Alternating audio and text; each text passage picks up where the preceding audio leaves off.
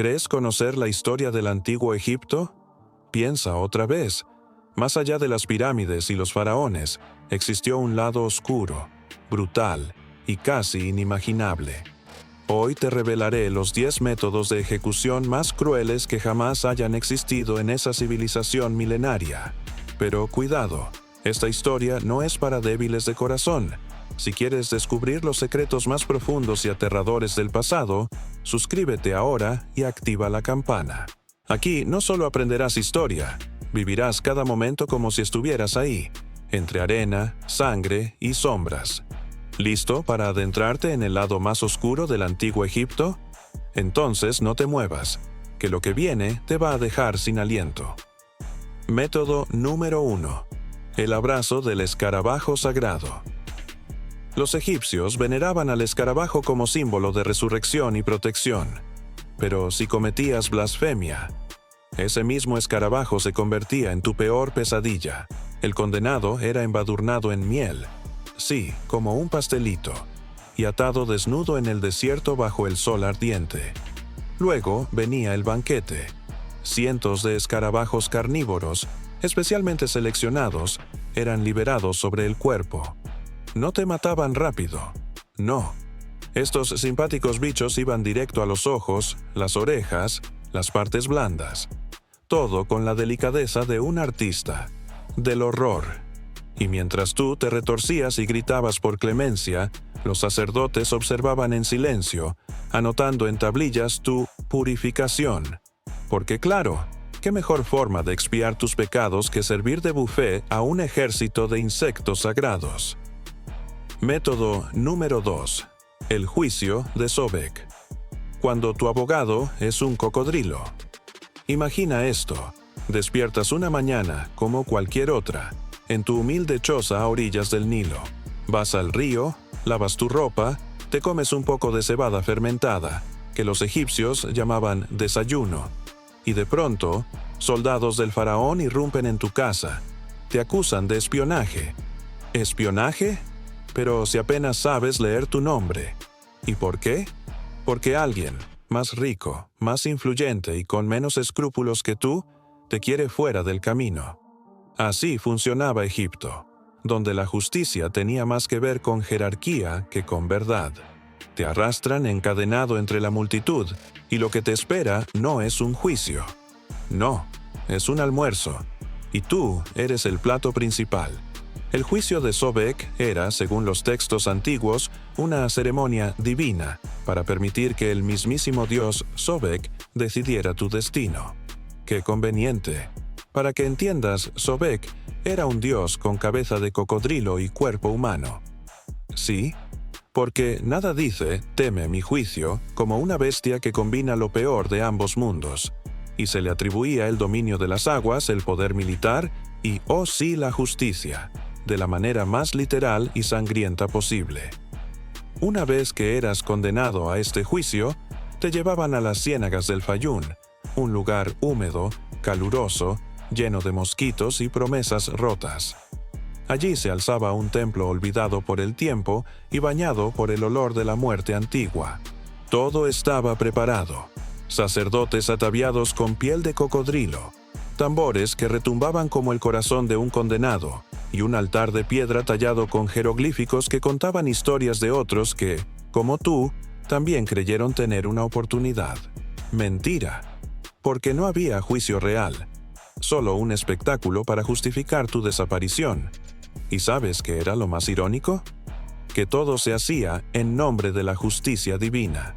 Los sacerdotes proclamaban que Sobek vería en tu alma si eras inocente o culpable.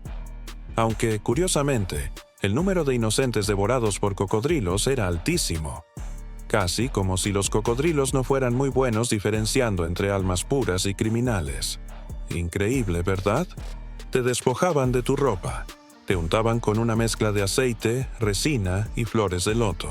Decían que era parte del ritual, pero todos sabían la verdad. Eso facilitaba que el cocodrilo pudiera masticarte sin atorarse con tus huesos, porque hasta los dioses merecen una comida bien preparada.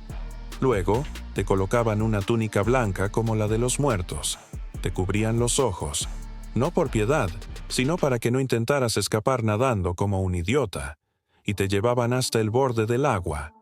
Y ahí estaba él, el juez, el jurado, el ejecutor, un cocodrilo de casi 6 metros, con la mandíbula abierta y una mirada que decía: «He desayunado 2 como tú esta semana». A veces usaban 1, a veces 3. Dependía de la gravedad del crimen, y si alguien se había atrevido a robar un sello del templo, bueno, que los dioses tengan misericordia de sus entrañas. Llegado el momento, los tambores callaban. El sumo sacerdote alzaba los brazos y decía: «Que Sobek decida». Luego, un empujón. Nada elegante, nada ceremonial.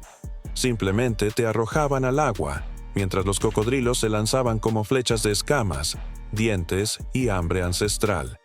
Y ahí estabas tú, luchando contra la corriente, contra el miedo, contra lo inevitable. Algunos intentaban nadar, otros gritaban, pero la mayoría simplemente se quedaban quietos, sabiendo que cualquier movimiento solo aceleraba el momento en que los dientes cerraban. Lo más terrorífico no era la muerte, era lo lento, porque los cocodrilos egipcios no mataban de un mordisco, no eran tiburones, eran artistas del desgarro. Te tomaban por la pierna, giraban como torbellinos, te arrancaban la carne, te sumergían, y si tenías suerte, el shock te hacía perder el conocimiento antes de que te arrancaran el abdomen. Pero si no, bueno, entonces sentías cada crujido, cada desgarro, cada maldito segundo del juicio de un Dios que no sabía leer tu alma, pero sí sabía cómo abrirte en canal. Y mientras tanto, arriba, en la orilla, los sacerdotes cantaban. Cantaban himnos antiguos, diciendo que tu alma era purificada por el agua y por el juicio divino. El público, porque sí, había público, aplaudía. Algunos lloraban, otros sonreían. Los niños, acostumbrados desde pequeños, miraban como quien ve una obra de teatro. «Mira, papá, ese gritó más que el anterior». Egipto, donde el dolor era pedagogía. Y cuando finalmente los cocodrilos se alejaban, saciados, se decía que Sobek había emitido su veredicto. Si el cuerpo flotaba, eras culpable. Si el cuerpo se hundía, eras culpable. Y si por algún milagro salías vivo, bueno, entonces eras claramente un brujo y te ejecutaban al día siguiente. Un detalle hermoso. Y aquí es donde uno casi llora por la poética hipocresía egipcia. Una vez devorado, se celebraba una ceremonia en tu honor. Te llamaban el que fue juzgado por el agua. Y tu nombre era inscrito en un pergamino para que Osiris supiera que tu alma ya había sido purificada. Porque claro, después de ser masticado por un lagarto celestial, lo mínimo era que te dejaran entrar al más allá sin hacer fila. Este método se aplicó durante siglos. No fue un capricho de un solo faraón. Fue parte estructural de un sistema legal teocrático donde los dioses no solo eran inspiración espiritual, eran verdugos, literalmente. Y no faltará quien diga: bueno, al menos era un castigo reservado para los criminales más peligrosos. Claro, como el panadero que olvidó hornear los panes sagrados el día de la fiesta de Ra, o la esclava que osó llevar el mismo perfume que la esposa del visir. Todos esos peligrosísimos criminales fueron entregados a Sobek para que los juzgara con sus colmillos. El juicio de Sobek no era justicia, era miedo convertido en liturgia. Era el recordatorio diario de que, en Egipto, tus pecados no eran castigados por hombres, sino por monstruos disfrazados de dioses, y que el sistema no necesitaba pruebas, solo necesitaba que tú encajaras en la narrativa de alguien con más poder que tú. Así que la próxima vez que veas una estatua de un dios cocodrilo en algún museo, sonríe, porque ahora sabes que esa imagen, tan espiritual, representa uno de los métodos de ejecución más crueles, salvajes e irónicamente sagrados de toda la historia humana. Método número 3. La danza de las 100 agujas. Cuando el dolor se convierte en espectáculo Egipto, tierra de dioses, pirámides y castigos creativos. Aquí, cada delito tenía su ceremonia, cada crimen su coreografía de sangre. Y en esta galería de horrores sublimes, había uno que destacaba por su refinada crueldad, por su minuciosidad casi artística. Una ejecución que no era rápida ni práctica, sino meticulosamente diseñada para convertir la piel en pergamino, la carne en lienzo y el cuerpo en teatro. Bienvenidos a la danza de las 100 agujas, un nombre hermoso para algo absolutamente espantoso. Este método, reservado para los traidores al faraón, o aquellos que blasfemaban contra los dioses, que por cierto podían ofenderse con tanta facilidad como un influencer en Twitter, no se aplicaba de forma impulsiva. Era planeado, ensayado, celebrado, porque aquí la muerte no era suficiente. Tenía que ser bella, tenía que doler, y sobre todo, tenía que entretener. La víctima era preparada con un mimo escalofriante. Durante los 3 días previos a la ejecución, se la mantenía viva, hidratada, alimentada, ¡qué generosos!, y envuelta en telas embalsamadas con aromas sagrados. Para calmar el alma, decían, pero en realidad era para mantener el cuerpo en perfecto estado, porque nadie quería que el espectáculo se arruinara por una infección prematura o un desmayo inoportuno. Recuerda, aquí no se buscaba justicia, se buscaba audiencia.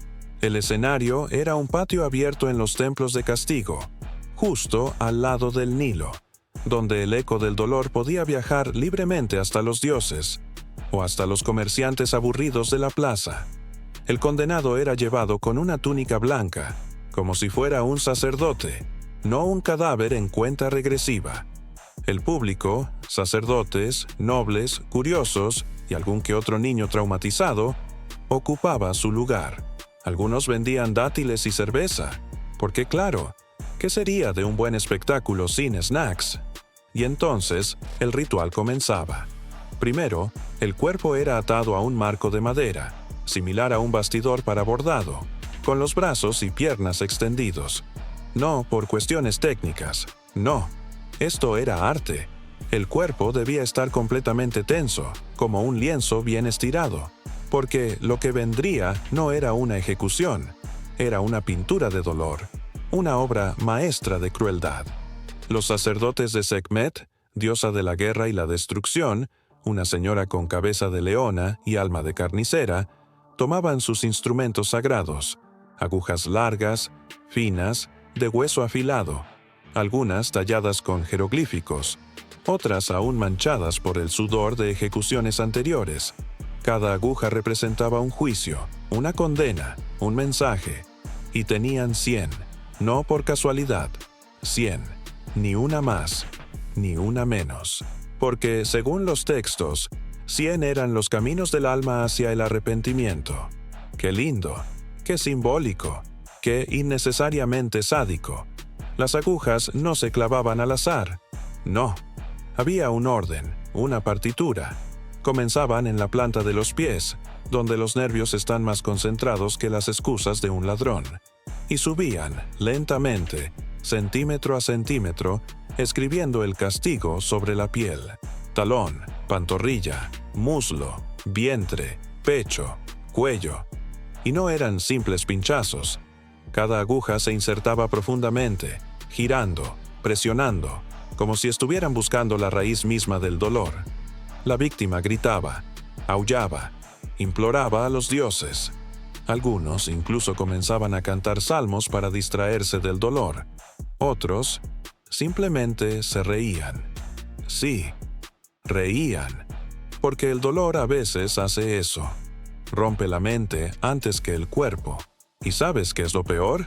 Que no se permitía el desmayo, porque eso arruinaba el show. Si el condenado perdía el conocimiento, lo rociaban con agua fría mezclada con vinagre y sal. Una receta antiquísima para revivir a los mártires. ¿Y funcionaba? Claro que sí, porque no hay nada como el ardor del vinagre en carne abierta para devolver a alguien a la realidad. Cada aguja era colocada con precisión quirúrgica. Y después de la número 50, la cosa se ponía espiritual. Los sacerdotes comenzaban a recitar cánticos mientras clavaban las últimas 50. Estas no eran solo castigo físico, Eran supuestamente canales de purificación para que el alma pudiera ascender tras la muerte. Porque claro, después de atravesar tus pulmones con un hueso afilado, lo mínimo que podían hacer era garantizarte un pase VIP al más allá. Pero no todo terminaba con la última aguja. No, porque después venía la verdadera danza. El cuerpo, aún vivo, en muchos casos, sí, increíblemente aún vivo, era levantado con el bastidor y colocado frente al sol, porque el calor divino debía sellar el castigo. Pero en la práctica, eso significaba que el condenado quedaba ahí, con 100 agujas atravesándole el cuerpo, mientras el sol egipcio hacía su trabajo. La piel comenzaba a secarse, las heridas a arder, las venas a colapsar. A veces, el condenado vivía 3 horas así, a veces 5. Algunos murieron al amanecer del día siguiente.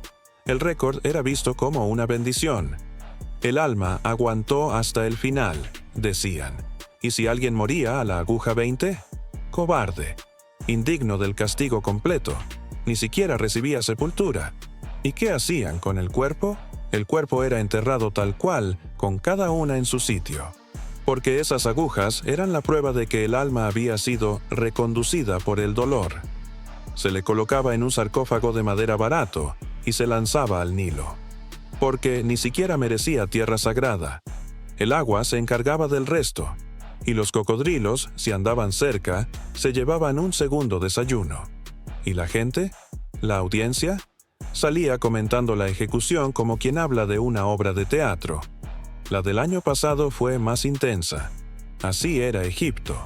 Una civilización de maravillas y horrores, de avances médicos y métodos de tortura con precisión quirúrgica. La danza de las 100 agujas no era solo una ejecución, era una coreografía de muerte, una lección pública, un recordatorio sagrado de lo que pasa cuando desobedeces a quienes dicen hablar por los dioses. Porque en Egipto, incluso el dolor, tenía protocolo, método número 4, la maldición del silencio eterno. Oh, este método, este sí que era poético. Para aquellos que hablaban de más, como chismosos, saboteadores o escribas rebeldes, existía un castigo que eliminaba la posibilidad de que volvieras a hablar jamás, ni en esta vida ni en la otra. Primero te arrancaban la lengua. Nada nuevo hasta aquí, claro, pero los egipcios no eran aficionados a la vulgaridad simple. No, una vez amputada, tu lengua era colocada en una urna de alabastro sellada con cera de abeja y guardada en los archivos del templo. Sí, como si fuera un libro maldito. Pero eso no era lo peor. Lo peor venía después.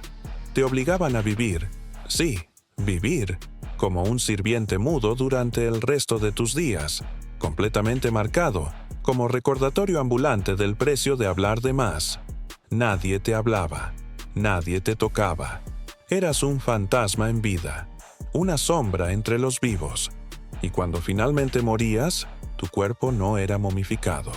Porque, claro, ¿para qué preservar un alma que no merecía tener voz ni en el más allá? Y aquí es donde uno empieza a sospechar que los antiguos egipcios, por muy fascinantes que hayan sido, estaban realmente enfermos. Pero, eso sí, con estilo. Hasta ahora llevamos 4 métodos, y tal vez te estés preguntando, ¿por qué tanto teatro para matar a alguien? Fácil, porque en Egipto, cada ejecución era una lección, una advertencia y, por qué no decirlo, una forma de entretenimiento. Sí, olvídate de Netflix. Si querías ver algo intenso, ibas al patio del templo, donde las ejecuciones públicas reunían multitudes. Los sacerdotes daban discursos, los escribas tomaban nota. Los niños comían dátiles mientras miraban cómo un traidor era desollado lentamente bajo la bendición de Anubis. Porque si la muerte tenía que llegar, mejor que sea inolvidable, ¿no? Y por cierto, si todo esto te parece exagerado, es porque aún no te he contado el método que usaban con los ladrones de tumbas. Oh, ese es un banquete aparte. Método número 5. El sepulcro de la araña. Si creías que enterrarte vivo era solo una escena de película de terror, felicidades, los antiguos egipcios fueron pioneros en convertirlo en un arte macabro.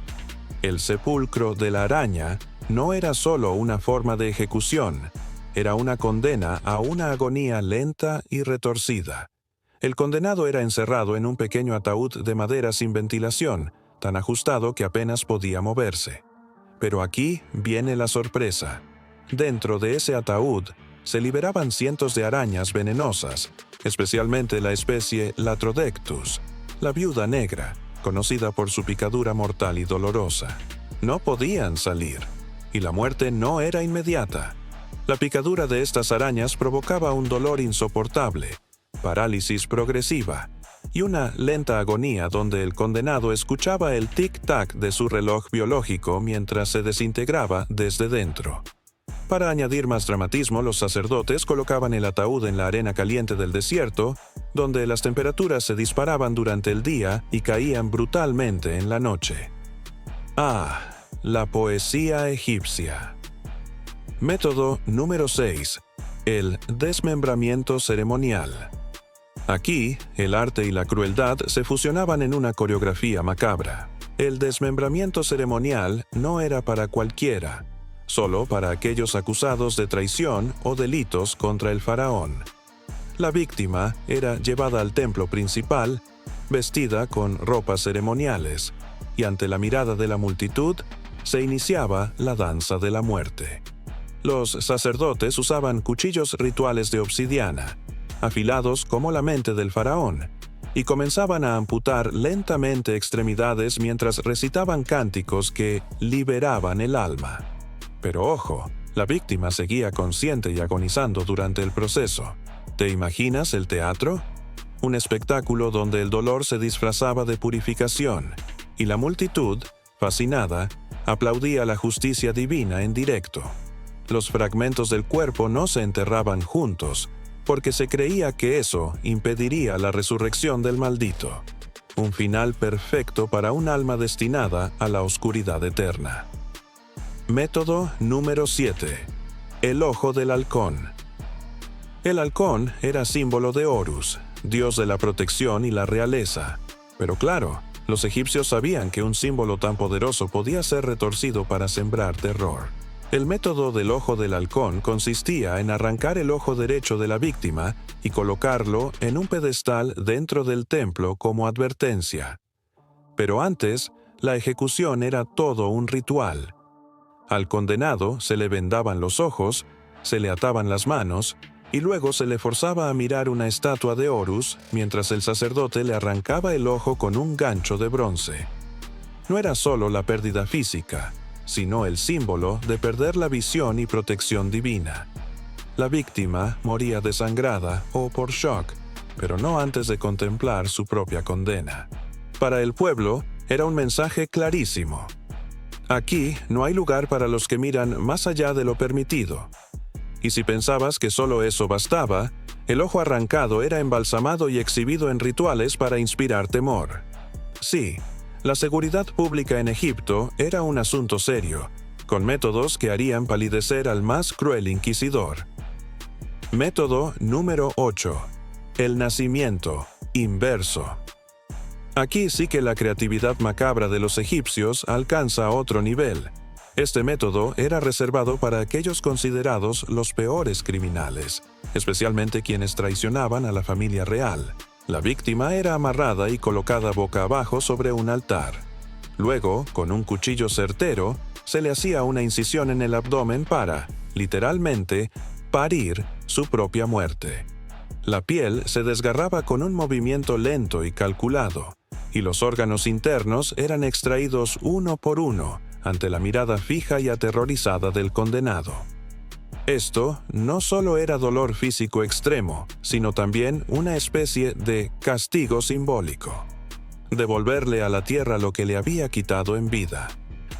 La sangre fluía como un río rojo bajo el sol abrasador, y los sacerdotes recitaban con voz solemne oraciones para guiar el alma hacia el renacimiento. Ironía suprema, un renacimiento que solo existía en la imaginación de ellos. Método número 9. El silencio de Anubis. Anubis, el dios chacal que presidía el más allá, era también el garante de la justicia final. Para aquellos que osaban desafiar el orden divino, existía un castigo reservado para que el miedo se impregnara en cada rincón del reino: ser devorado lentamente por perros salvajes entrenados. Pero no cualquier perro. Estos animales eran grandes, hambrientos y famélicos, mantenidos en jaulas oscuras para que su agresividad nunca disminuyera.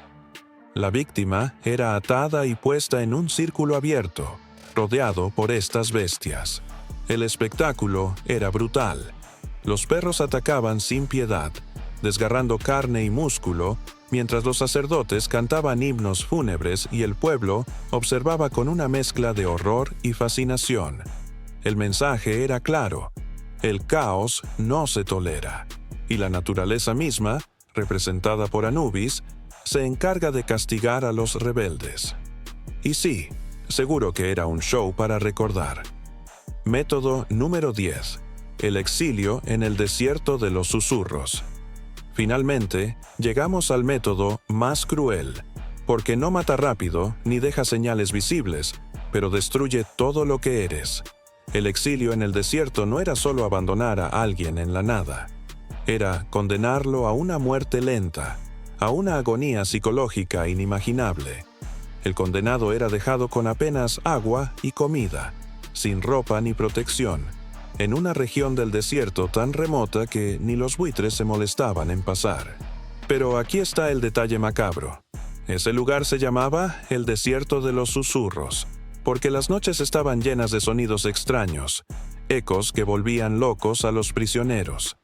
Las tormentas de arena eran tan violentas que podían arrancar la piel.